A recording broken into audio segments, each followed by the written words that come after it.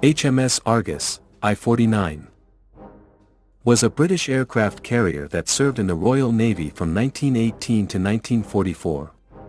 She was converted from an ocean liner that was under construction when the First World War began and became the first aircraft carrier with a full-length flight deck that allowed wheeled aircraft to take off and land.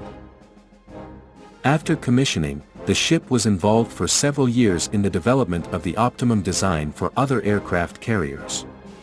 Argus also evaluated various types of arresting gear, general procedures needed to operate a number of aircraft in concert and fleet tactics. The ship was too top-heavy as originally built, and had to be modified to improve her stability in the mid-1920s.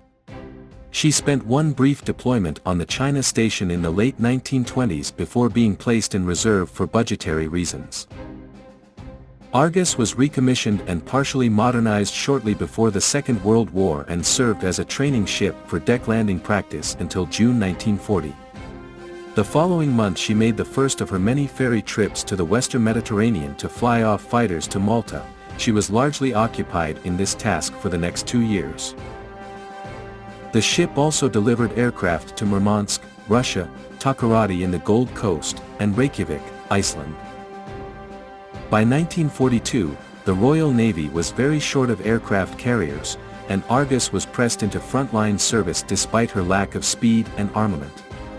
In June, she participated in Operation Harpoon, providing air cover for the Malta-bound convoy.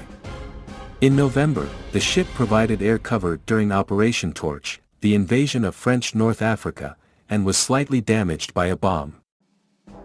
After returning to the UK for repairs, Argus was used again for deck landing practice until late September 1944. In December, she became an accommodation ship, and was listed for disposal in mid-1946. The ship was sold in late 1946 and scrapped the following year.